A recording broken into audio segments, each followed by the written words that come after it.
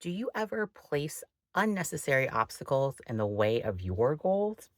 Well, I am here to tell you a story about a client that I had that unintentionally did that to his own progress. So, I was tutoring this particular client for the GMAT, and he was taking the GMAT because he wanted to get into business school. So, I asked him during one of our tutoring sessions, have you contacted the admissions officers at the schools that you want to apply to? And he said no. And I was like, well, doing the GMAT is great. Studying to get a great grade on the GMAT or grade points, whatever the thing is, score, a great score on the GMAT is great.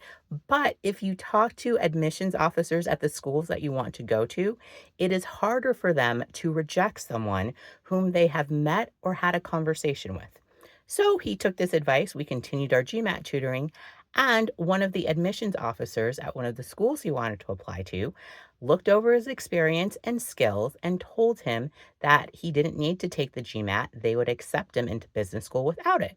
So they did.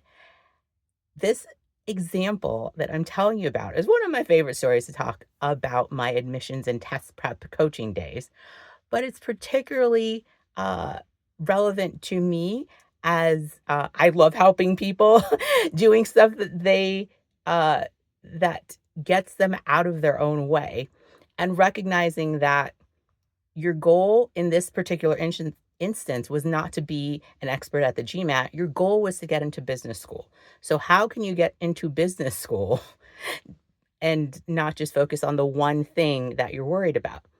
Similarly, as my new role as Mahlena-Rae Johnson, Professor X for Introverted EdTech CEOs, I teach you how to talk to people. I want to help you get to the goal of engaging clients and investors in mutually beneficial partnerships, not just make sure that you have a successful pitch or presentation. The pitch and presentation can be an obstacle that you're putting in front of yourself as something that you couldn't possibly uh, get over, or you need to just focus on making the best pitch ever, or doing the best presentation with the best slides and the best transitions and music and pictures and graphs.